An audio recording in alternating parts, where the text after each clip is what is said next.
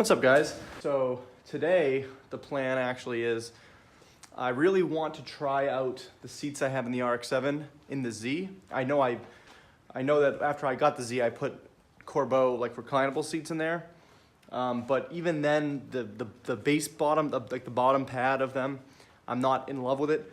They're still a little too narrow for my waist or for my hips and legs. So I really like the seats that are in the RX-7. Ted actually wants the seats that are in the Z for his Z, so he's eventually gonna hopefully buy me another set of these seats in exchange for them. But I wanna try them out first. So I ordered some side brackets.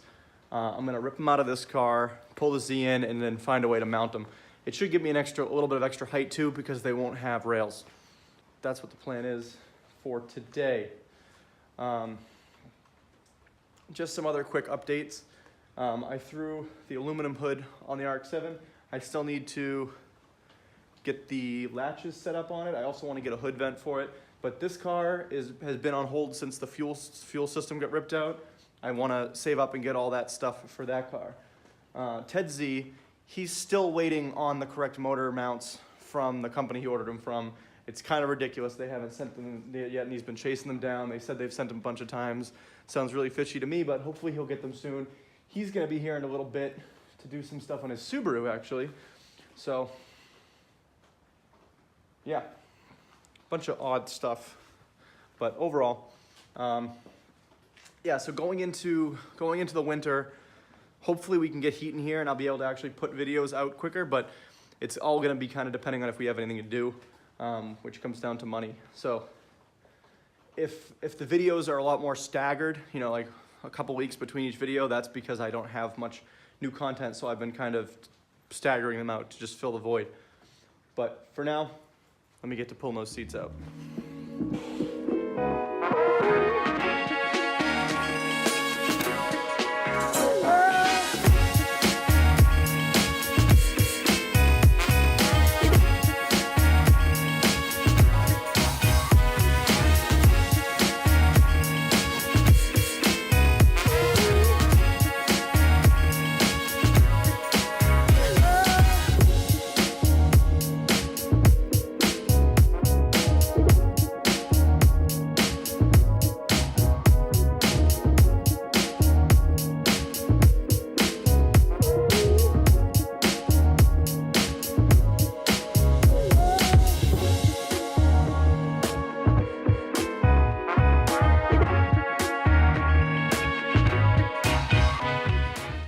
Seats out and the brackets off. Now I just gotta pull the Z in.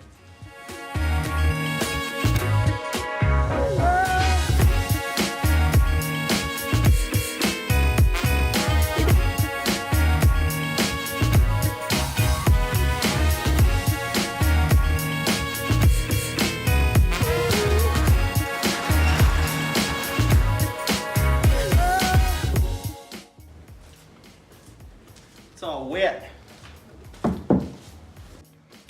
So now the next step will be to get all this stuff out. I'm going to take the whole thing out, the brackets, the sliders, the seats, which should be easy because these are reclinable and have sliders. The tricky part will be measuring everything up to bolt the side brackets in with the new seats, getting it all set and measured out, and then finding a way to actually get them in the car. Because the RX-7, what I did was I welded studs into the side brackets and drilled holes through the floor with backing plates. So I can just take the whole seat in and out and bolt it from below. But that being said, there's less room than this in the RX-7. So I might be able to get, you know, an Allen wrench in here to actually put the bolts on, but we'll see. It's gonna be tough, but especially like kind of over here and stuff. But we'll cross that bridge when we get to it. I'm definitely not gonna drill through the floor in this car. So I just pulled out one of the Corbeau seats, one of the reclinable seats, actually they're all Corbeau seats. I ripped off the rails and I just got the bracket. I might actually reuse these bolts that came with it. I got new ones, but I think these are smaller. They might be a little easier to use. We'll see. The tricky part will be like figuring out where to drill these for the side brackets, because they're probably gonna have to be back pretty far because I won't have sliders. But I'll get the other seat out and then I'll look at that. So I threw the side brackets on one of those seats real quick. And because in the RX-7, I had them on the third hole in the top and the front, and then the lowest in the back and the bottom. But I tried using the middle hole in the front because the seat bracket, as you remember, I bent it to lean back more. So I just did the second hole, but even then it's way too much recline. So I'm gonna run the front hole, the bottom hole in the front. Hopefully that's enough. I really don't wanna have to raise one in the back because that'll outdo what I already did, but that'll be fantastic. Already though, the headroom is a lot better, obviously, because I got about an inch less. Inch lower. I went an inch lower by cutting out the sliders out of the equation, and that gave me a little more clearance to the steering wheel already, so I'm feeling pretty good about it. So I'm gonna pull that out and drop it one hole in the front. So I got the seat in, and I'm sitting in it right now. I am so stoked with how this sits, because before, it's kind of hard to show on camera, but before, my foot was like, my leg was about here on the steering wheel. So I'd be able to kind of jam my hand between, but if I had to turn the wheel quickly, I'd hit my leg. Unless I cocked my foot at like a 45-degree angle this way, then I'd have room. But now, straight on the pedal, I don't touch my leg. And that's pretty awesome. And I sit so much lower. I got it in the bottom hole on both sides. And the recline's a lot less. I think I'm gonna keep it there. Otherwise, I'd have to drill another hole below this hole in the front here, which I really don't feel like doing, but I'm pretty happy with how it is. And plus, it gives a little more clearance to this, where the seat belt is. I don't know, I'll think about it. I might drill a new hole. So I test fitted it and measured it up in the car. I decided to keep it in the lowest hole because I was really happy with the seating position. So, drilled in the holes and mounted it up, which is pretty difficult because these seat brackets aren't perfectly symmetrical. So they had like a slight taper to them. Actually, they both kind of had like this weird like parallelogram effect going, but I measured it and the seat is parallel with the brackets. Everything is good. So I'm gonna go test mount it. Now I'm really hoping that I can come in from behind with like a swivel and get this bolt in here. Otherwise, I'm gonna have to put these side ones in after putting the seat in, which I've done before. It is a nightmare. So anything I can do to get back there, I'm gonna try to do. But let's see how it goes. I am so stoked.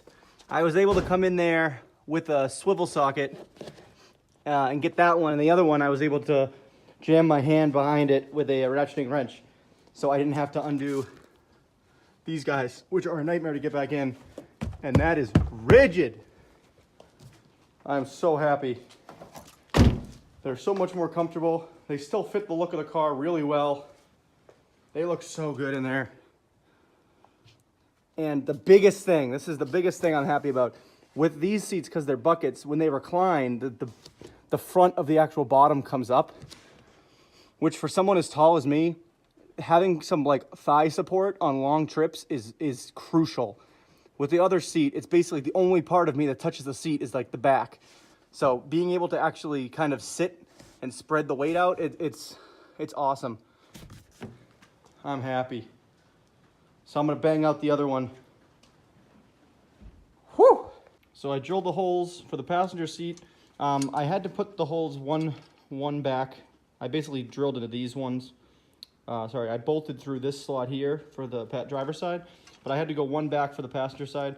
Otherwise, I wouldn't have been able to put this bolt in because on the driver's side, as you remember, I actually folded this back to give myself a little more room. So for this side, I'm just gonna do this, and now I can get that in, and it should actually give me a bit more clearance too to put that in, and it's not gonna be noticeable. Hopefully that recline difference by these being different isn't going to affect the look of the seat. If it is, I'll move this. What will I do actually? Because I can't move this down a hole. I'd have to move this one up a hole and then it'll be a lot higher. So we'll see what happens. We will see. So that's both seats in and mounted. They actually look pretty good, especially when you look from the side. The angles are very similar. The only difference you can tell, especially because they're big bright white labels now, is that the driver's side's about like maybe a ½ inch higher, which don't care because the driver's seat's perfect. I am stoked. So stoked with how those came out. So now one of the things I want to try is because I bought a module for this one. I don't think I ever commented on it in a video. I bought this module online. It's like airbag360.com or something, but what this does is it basically simulates the weight sensor. But the problem with that is now the passenger's airbag's always on, which means if the seatbelt's not plugged in, the seatbelt light comes on. So I'm gonna try to see if I can hack it into thinking the seatbelt's in all the time now too. So I checked it with a multimeter, and when there's nothing plugged in, it's a completed circuit at 1 ohm. And then when you hook up the airbag, it breaks the circuit. So I'm just gonna try to leave the plug unplugged, which would be a broken circuit, and see if I start the car, if it throws the seatbelt light on.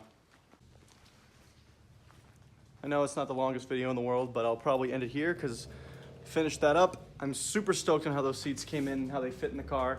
I love those seats. If you're looking for like a sporty bucket that's not too race car, I highly recommend those Corbeau DFXs. They're like still a steel frame seat, but they're bucket, non-reclinable, super stiff, and they're super comfy. And they fit me. I'm a 38 waist, 6'5". So, you know, if you need something like that, highly recommend those seats. I'm gonna get another pair, like I said, from Ted for the RX-7. So I'll just have those seats and everything. Not sure if I'm gonna keep on doing something. We'll see how long this video comes out. But yeah, if you like this video, guys, please hit the like button. If you wanna keep following along with the Z, the RX-7, Ted Z, please hit subscribe and hit that little bell icon. I'll see you guys next video. Bye.